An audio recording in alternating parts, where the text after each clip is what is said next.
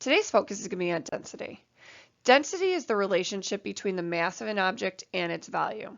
Okay, so the formula to calculate something's density is mass divided by value.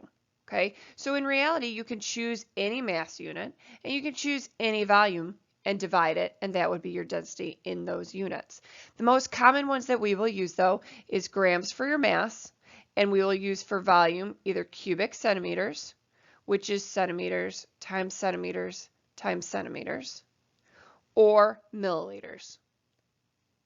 Okay, cubic centimeters and milliliters. Those are the most common. Now, just to let you know, 1 milliliter is equivalent to 1 cubic centimeter.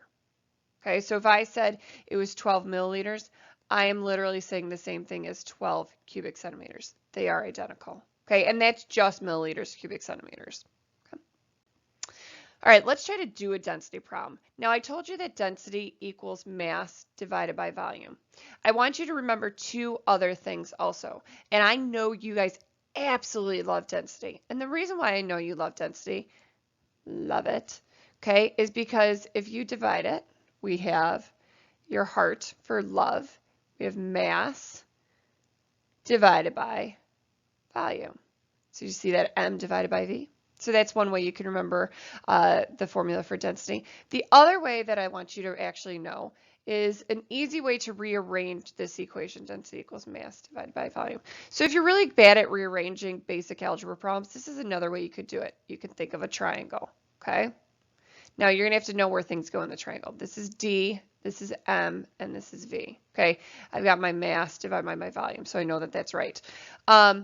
How you read this triangle is if they are on top of one another, like M is on top of V, so that would be dividing. So I'd take mass divided by volume if I wanted to solve for density. So you cover up whatever you're trying to solve for, like density, and that's what I would do, mass divided by volume. Now, if I am trying to solve for, let's say, volume, cover up volume, and it tells me to take mass divided by density. And then the final way is if, let's say, I'm trying to solve for mass. Okay, you cover up mass, and what does it tell you to do? Well, they're right next to each other, so that would be density times volume. Okay. Now, one thing you have to make certain is that when you are using these density formulas, you are in the same units. So if I want my density, or if I give you my density in grams per milliliter, then my mass unit will be found in grams, and my volume unit will be in milliliters. Okay? All right, so let's try this one. For every 5 grams of a mass of a golf ball, there's 20 milliliters of volume. What is its density? So density equals mass divided by volume. So I'm going to plug in 5 grams, make sure you use your units, and then I'm going to put in my volume is 20 milliliters. So when I plug this into my calculator, I get 0.25 grams over milliliters. Okay. Now, if I'm worrying about sig figs, if you already know about sig figs, I would try to base it off of how many sig figs I would do. Now, I did division. So division, I'd look at every single number. This has 1 sig fig. This also has 1 sig fig, so I need to round my answer to 1 sig fig, which would be 0.3 then grams per milliliter. Because you'd start from the left, start counting at the first non-zero, which is that 2. That number would round up because of the 5, and then this 5 being after the decimal will be dropped off, so it's 0.3 grams per milliliter. All right, let's sketch a line graph representing mass versus volume. Now, let's say I did a lab, which you will be doing a lab, mass versus volume, or you've already done a lab. Okay, and we've got mass versus volume. Okay, and I'm going to say these are grams and this is milliliters because that's typically what we'll do. All right. What I found out is, oh, look at my data points. They look like that. So I'm going to be like, oh, yeah, it's a line. Okay, first thing I want you to note is that the y-intercept is probably going to be 0, 0. And the reason why it's 0, 0 is because if I have no stuff, meaning no mass, then I will have that stuff will not take up space. So it does make sense that your y-intercept would be 0, 0 at this point. What I also want to do is find out what my slope is. Now, what is the formula for slope? Rise over run, which means I'm doing my change of y over my change in x. Well, what's my unit for this graph of a change of y? My change of y is grams, because I'm moving my y-axis, and my change of x unit would be milliliters. So if I find the slope of a mass versus volume graph and make sure that the mass is on this side and the volume is on the x side, what is my slope equal to? Well, my units are grams per milliliter, so that is equal to its density. So if you graph a mass versus volume graph, okay, where you have multiple data points, the slope is equal to your density. All right, let's talk about sinking and floating. So sometimes people say, oh my gosh, the reason why it sunk was because it's so heavy. It's actually not because it's heavy. It's because it is higher in density. And that's why sometimes things sink versus float. Okay, so the density of an object can be determined to see if it sinks or floats in a substance with known densities such as water.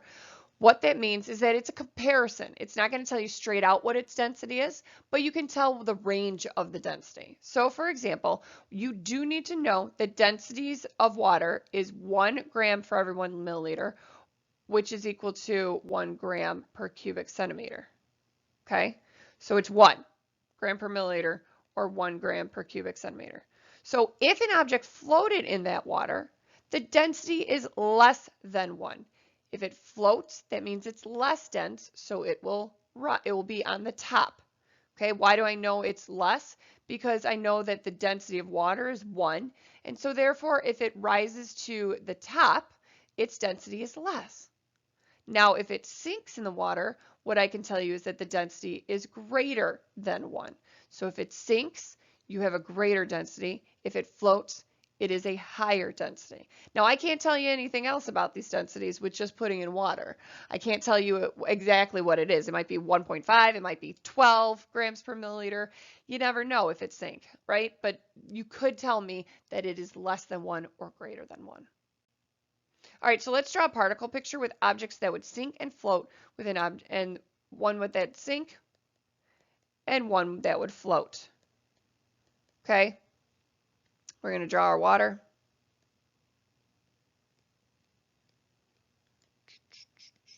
Okay, we're going to draw our water.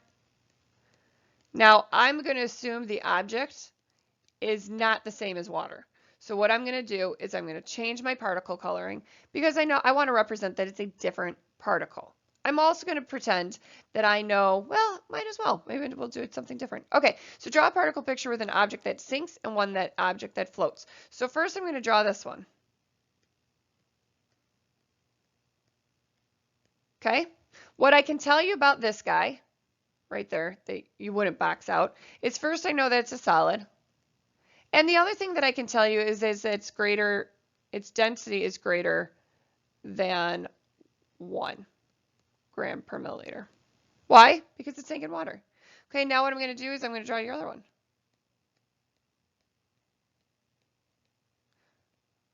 Okay, and what can I tell you about this guy? I can tell you 1, that it's a liquid,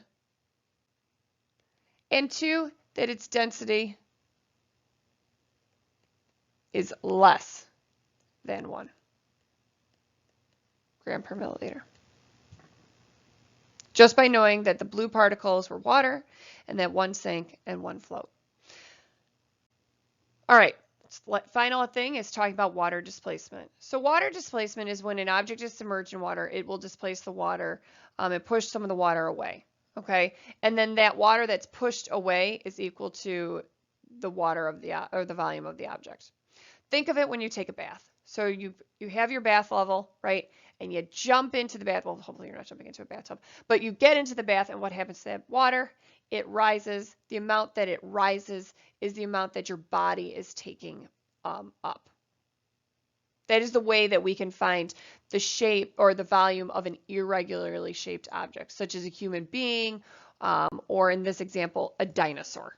Okay, so originally we had water. It was at 4.12345. So each of those is a segment of 0.2. So that looks like it's exactly at 4.80.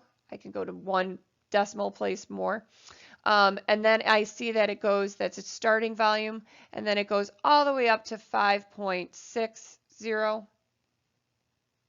Okay, so if I subtract those, and I'm actually going to do 5.60 minus 4.80, okay, I get 0.80 milliliters. I'm going to assume it's milliliters. It doesn't say, but I'll assume it's milliliters.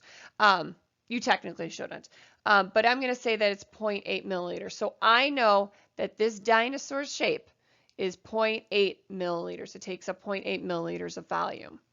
Okay, there's really no other way that I could figure it out as easily. I mean, you got this little tail, you got this foot, so this is really good. Water displacement is a great technique to use for irregularly shaped objects. Now, the problem with this is that you need to make sure that it can submerge. So it shouldn't be floating on top of the liquid that you're putting apart on top, or because it would just float, let's say, and you wouldn't be able to displace any water. So that's one thing that you have to worry about with using the water displacement technique, is that you have to make sure that the object itself is denser than the liquid that you're putting it in. All right, hopefully you have a basic understanding of density and have a great day.